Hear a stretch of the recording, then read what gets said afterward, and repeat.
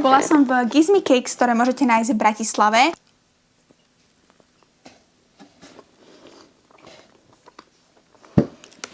Tak to je fajnové.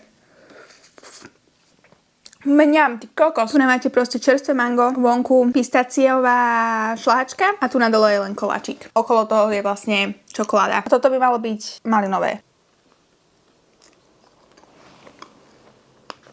Ja mám radšej sladšie dezerty, takže toto je proste tmavá čokoláda vnútri, taká pena z tmavej čokolády. Je to fajn, za mňa je to ale moc málo sladké. Pre ľudí, ktorí majú radi tmavú čokoládu, to bude úplne že super. Ja tomu dávam 4 z 10, lebo znova by som si to nedala, ale vyzerá to krásne. A posledný najkrajšie vyzerajúci dezert podľa mňa. Akože aj tie ovocia boli samozrejme úplne hore na priečke, ale toto vyzerá tak krásne a ešte to má vlastne aj také tie častice, že to vyzerá ako keby to bolo jak plišák. Alebo ako by som to opísala. Dúfam, že sa to dá dvihnúť. Dá. Aké to je ťažké.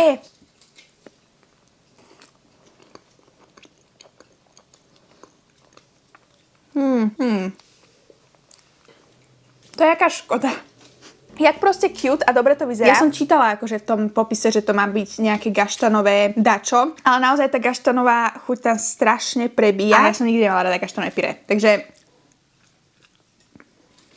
vôbec to nepomáha tomu ani ten džemík na spodu. 2 z 10, ale aké to je krásne proste.